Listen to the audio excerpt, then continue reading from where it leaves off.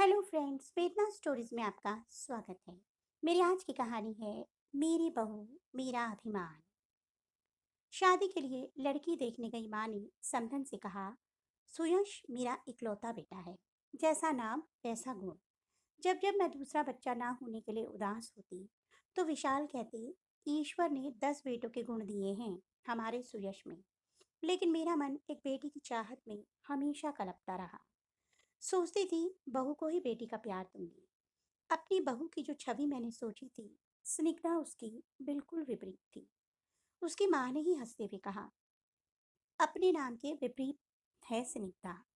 लड़कों की तरह वेशभूषा, हंसना बोलना, अक्खड़पन भरा हुआ था उसमें। जाने सुयश को क्या दिखा इसमें। जीन्स और टी शर्ट में आकर उसने हेलो आंटी कहा। मैंने भी प्रत्युत्तर में हेलो ही कहा। अभी उसकी माँ बोली, आंटी के पैर छुओ बेटा। उसको असहज देखकर मैंने कह दिया, रहने दो बेटा, उसकी कोई जरूरत नहीं है। बातों से एकदम बिंदास खिलखिलाकर हंसने वाली, अपनी माँ से हर बात पर तर्क वितर्क करती। स्निग्धा मेरे बेटे सुयश की पसंद ही नहीं, प्यार भी थी। शादी की रस्मों के बाद स्निग्धा हमारे घर आ गई और सुयश स्निग्धा अपना हनीमून मनाकर वापस भी आ गए। अगले दिन से दोनों को ऑफिस जाना था। सुबह की नींद मुझे बहुत प्यारी थी।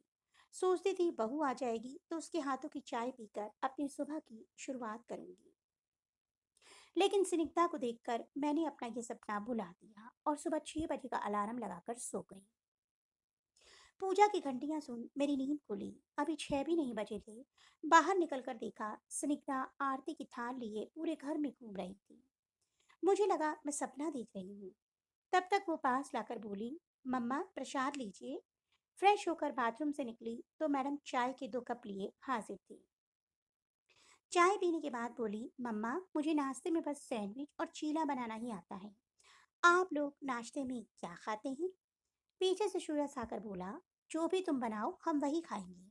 श्रेयस ने मेरा हैरान चेहरा देखकर पूछा, क्या हुआ माँ, चाय पसंद नहीं आई? नहीं रे, इतनी अच्छी चाय तो खुद मैंने ही नहीं बनाई कभी। फिर मैंने स्निग्धा से कहा, तुम्हें ऑफिस जाना है बेटा, तैयार हो जाओ। अभी मेड आ रही होगी, मैं उसके साथ मिलकर नाश्ता बना लूंगी। अरे नहीं मम्मा, नाश्ता तो मैं ही बनाऊंगी।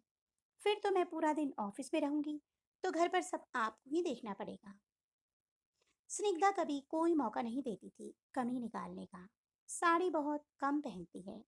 वो हर रोज हमारे पैर भी नहीं छूती। उसकी आवाज भी धीमी नहीं है। उसे घर के काम भी नहीं आती। रोटी तो भारत के नक्शे जैसी बनाती है, और जब गुस्साती है तो उफ, पूछिए ही मत। वो एक आदर्श बहू की छवि से बिल्कुल जुदा है, लेकिन ये कभी दूर हो सकती है। खुशियों को भी कभी कभी नजर लग जाती है। सब कुछ बहुत अच्छा चल रहा था कि विशाल को हार्ट अटैक आ गया।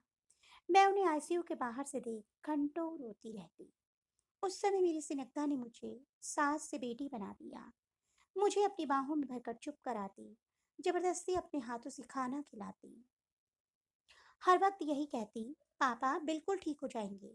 हॉस्पिटल के बिल, दवाइयों का खर्चा इस तरह से देती जैसे उसके अपने पापा का इलाज हो रहा हो।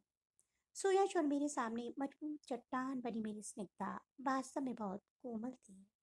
घर आने के बाद भी विशाल का ख्याल हम दोनों से ज्यादा रखती। हमारी अपनी नई नवेली शादी के बावजूद देर रात तक हमारे साथ बैठी रहती। मासूम गुड़िया सी बहू का सपना देखने वाली सास को एक मजबूत बेटी मिल गई थी, जिसका चोला पाश्चात्य था पर दिल एकदम देसी था। आज मेरे जन्मदिन पर सुयश ने कहा, माँ तैयार हो जाइए, आपकी पसंद की साड़ी खरीदने चलते हैं। मुझे कुछ नहीं चाहिए सुयश, तूने स्निग्धा के रूप में मेरी जिंदगी का सबसे बड़ा तोहफा दे दिया। मेरी भीगी आंखें पोंछकर श्रेयस ने पूछा, वैसे कहाँ है आपकी दबंग बहू, जिसने अपनी दबंगाई से आपका भी दिल जीत लिया? तब तक स्निग्धा ने मेरे गले में अपनी बाहें डालकर कहा, हैप्पी बर्थडे मम्मा, और एक पैकेट पकड़ाते हुए कहा, ये दुनिया की बेस्ट मम्मा के लिए। पैकेट खोलकर देखा तो उसमें कांजीवरम साड़ी थी, बिल्कुल वैसी ही जैसी मैं हमेशा से लेना चाहती थी। मेरे आश्चर्यचकित चेहरे को देखकर बोली, वो जब आप रेखा की तस्वीर गूगल पर सर्च करके घंटों देखती थी, तभी मुझे समझ आ गया कि आप उनकी तस्वीरों में देखते क्या हैं। अपनी जोरदार हंसी के साथ उसने फिर से मुझे गले लगा लिया।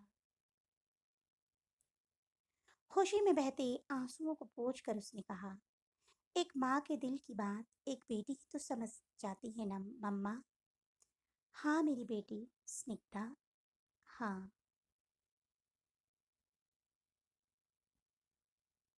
तो दोस्तों, आपको मेरी ये कहानी कैसी लगी? कमेंट बॉक्स में अवश्य बताइएगा। और दोस्तों, किसी के पहनावे से हम उसे जज नहीं कर सकते। कभी कभी पहनावा मनुष्य के स्वभाव से बिल्कुल विपरीत भी होता है। अतः स्वभाव को जाने बिना अपनी राय मत बनाइए। तो जल्द ही एक नई कहानी के साथ मिलूंगी, तब तक के लिए बाय बाय।